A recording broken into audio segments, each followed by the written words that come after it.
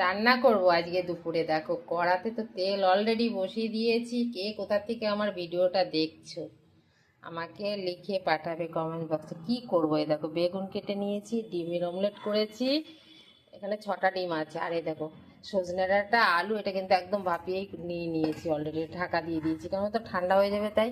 আর কড়াতে কিন্তু তেল অলরেডি দিয়ে দিয়েছি আগে থেকেই, তেলটা ঠান্ডা হয়নি এখনো।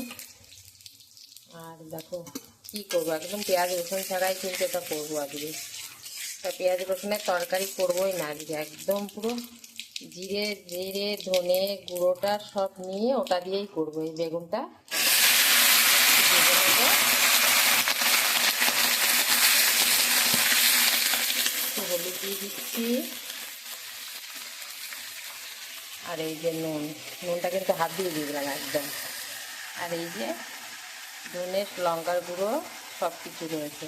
তার মধ্যে কাঁচা লঙ্কাটা কিন্তু একদম দেওয়া হয়নি, কেটে নিয়ে এসেছি জানো তো, ওটা দেওয়া হলো না।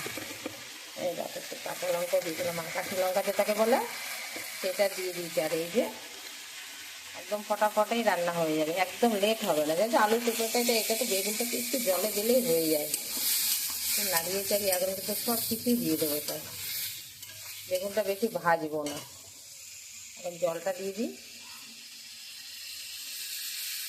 তার মধ্যে এক এক করে সব কিছু দিয়ে দেবো। আগে দিয়ে দেবো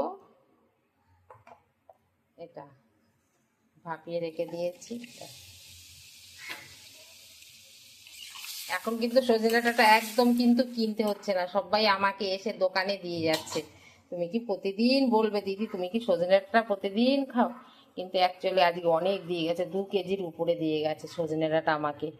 আমার এখনো সজনে ডাঁটা কিনতেই হয় না আমাকে। এই যে হয়ে গেল, এখন ঢাকা দিয়ে হয়ে যাবে কিন্তু ডিমের অমলেট দিয়ে বেগুন দিয়ে সজনে ডাঁটা দিয়ে আলু দিয়ে কিন্তু তরকারিটা খেয়ে দেখো একবার, খুব ভালো লাগবে। ধনে পাতাও দিয়ে দেবো।